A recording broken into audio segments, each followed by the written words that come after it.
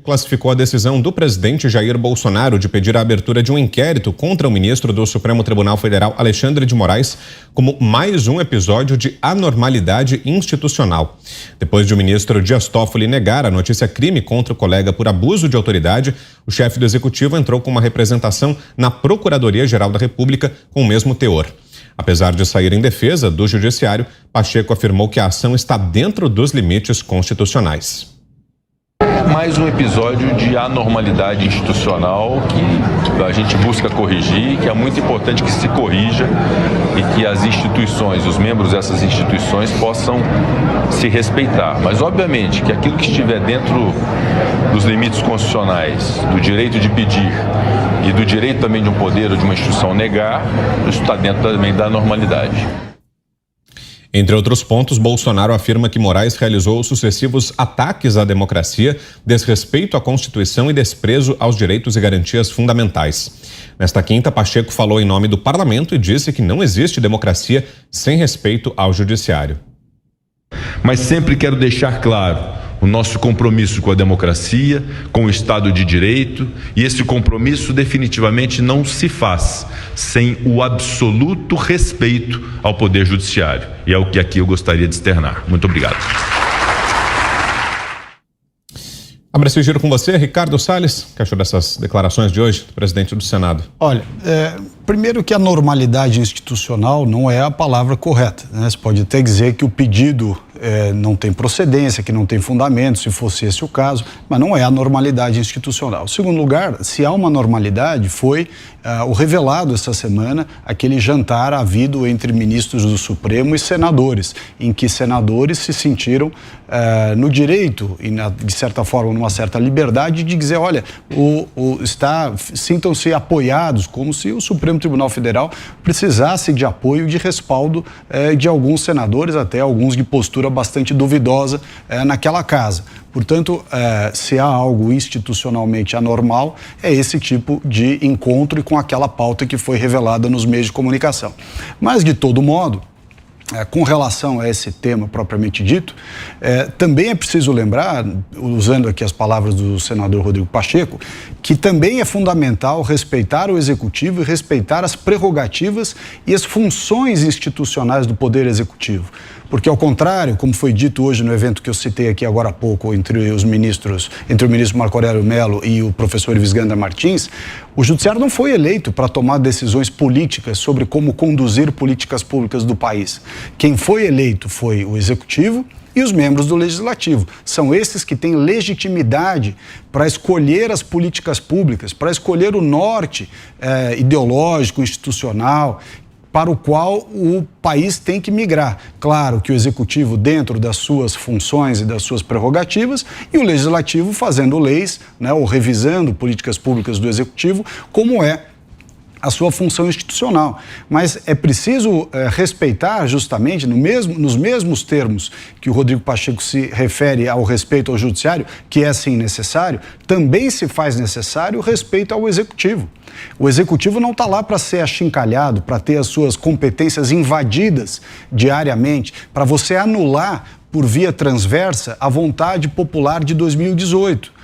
O que se verifica a partir de 1º de janeiro de 2019 em diante é uma tentativa sucessiva e contínua de anular o resultado do processo eleitoral de 2018, fazendo com que as políticas públicas do governo do presidente Bolsonaro, que as escolhas da população que fizeram com que Bolsonaro virasse presidente, fossem escolhas que se tornassem inócuas, como se não houvesse a possibilidade de mudar orientações político-administrativas a respeito dos mais diversos temas do governo e da estrutura político-jurídica do Brasil.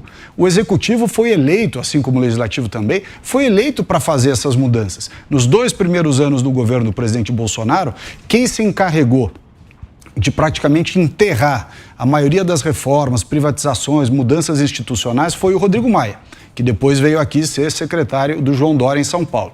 Passado o período do Rodrigo Maia, quem se encarregou de desempenhar esse papel? Talvez imbuído do espírito de quem sabe se tornar candidato à presidência da República? O Rodrigo Pacheco.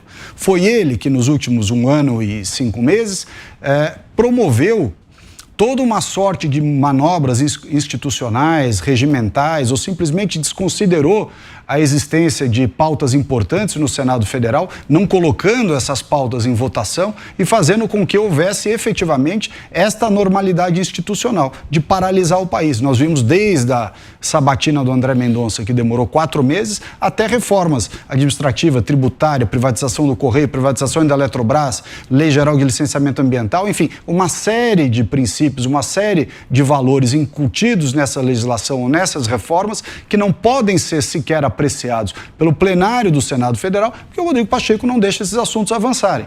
E aí, evidentemente, vem agora a público dizer que se trata de um momento de anormalidade institucional. Ora, anormalidades de parte a parte têm ocorrido a todo momento e ele não tem se manifestado contra elas.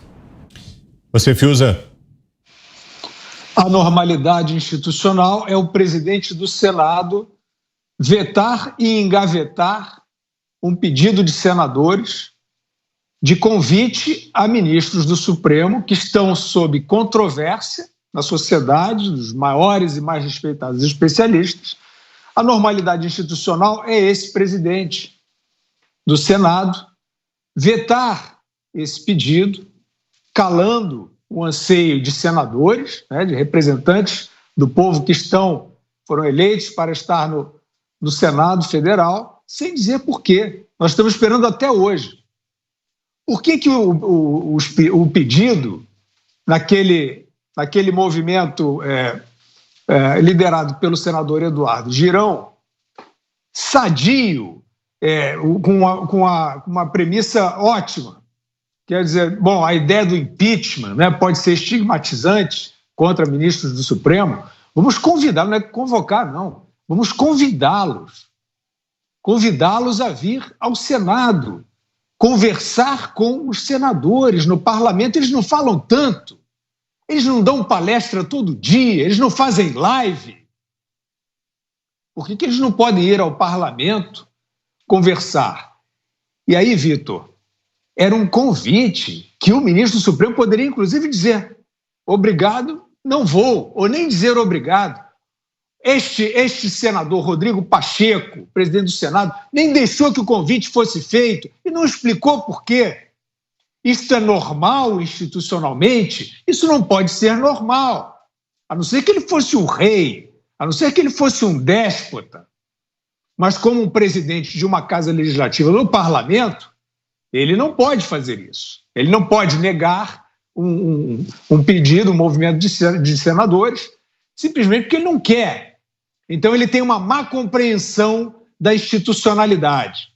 A normalidade institucional é o presidente do Congresso, que ele também é, ir se encontrar a portas fechadas com o presidente do Supremo Tribunal Federal, sem pauta e sem sabermos por quê, e não fazer a mesma coisa com o Poder Executivo.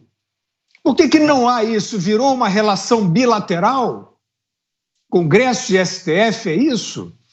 Que parceria é essa que nós não conseguimos divisar? Não está claro. Agora, pegando o ponto assinalado pelo Salles, que também me chama a atenção.